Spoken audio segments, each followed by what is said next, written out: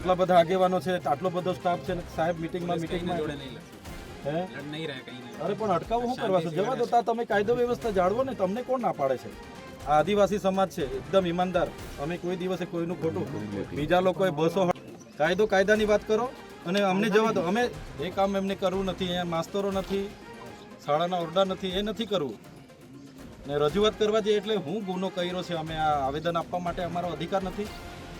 આટલી બધી police, 500 police અમારી પાછળ, એટલી પોલીસનું શું કામ છે? પણ તો હાલમાં આપણે ગોરાના પુલ પર છે, તમે જોઈ શકો છો કે અહીંયા સમર્થકો જે આવેલા છે, ત્યારે ચેતર વસાવા હાલમાં જે આવેદનપત્ર આપ્યા બાદની આ જે વાત છે, તમે તસવીરમાં જોઈ શકો છો કે અહીંયા જે ગ્રામજનો અને જે રેલી કાઢનાર લોકો પણ અહીંયા આવ્યા હતા, ત્યારે ધારાસભ્ય ચેતર વસાવા અને પોલીસ સ્ટોક આપેલો છે. તમે તસવીરમાં જોઈ શકો છો કે આ જે સ્ટેચ્યુ ઓફ યુનિટીનો જે વિસ્તાર છે, ગોરાનો પુલ છે, એ પુલ પર છે.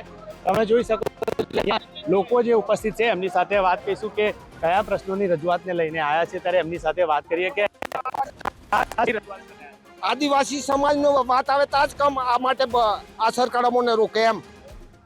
એટલે અમે હું હડુકા જ એવા છે કે અમે ઢોર જેવા માણસો છે, અમે બી આદિવાસી મનુષ્ય અવતાર લઈને આવેલા ભાઈ. રજૂઆત માટે આવ્યા છે. હે અમારે સ્ટેચ્યુ બાંધ્યું તાકે કંઈ નહીં થાય એવું થોડું ચાલે, દુકાનો કરતી વાત સાચી.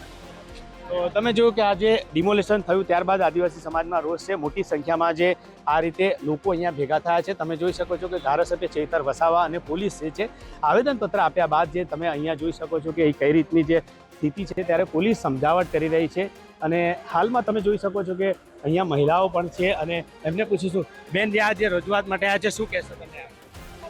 અમારે કોઈ સરકાર જોડે કોઈ પ્રોબ્લેમ નથી, સરકારને જે સારું કરવું હોય તો કરે. પણ પહેલા જે ડેમ બાંધ્યો ત્યારે દરેક લોકોને ઘેર દીઠ 5 દીકરાને 5-5 એકર જમીન, 25 એકર ઘર બાંધવા માટે એ આપ્યું છે, પ્લોટ આપ્યા છે, ઘર આ જે બાકી રહી ગયા તે લોકોને આપવું જોઈએ ને ભાઈ. તમારે લાભ નથી ભાઈ. તમે ક્યાં ગામના છો? અમે અહીંયાના જ છીએ, ઠાણિક જ છીએ.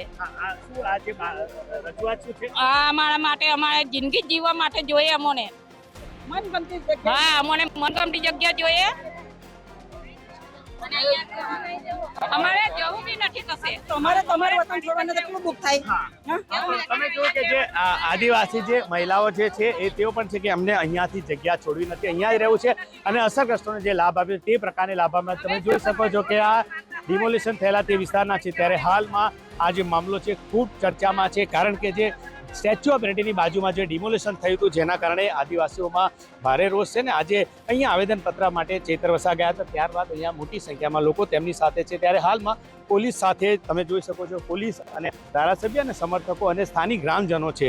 ત્યારે આ મામલે હાલમાં ભારે ચર્ચામાં છે, કારણ કે આદિવાસી સમાજના જે મકાનો, દુકાનોનું ડિમોલિશન થયું છે તેના કારણે આદિવાસી સંગઠનો અને આદિવાસી સમાજમાં અત્યારે ભારે રોષ દેખાઈ રહ્યો છે. નરેન્દ્ર પેપરવાલા, ગુજરાત તક, નર્મદા.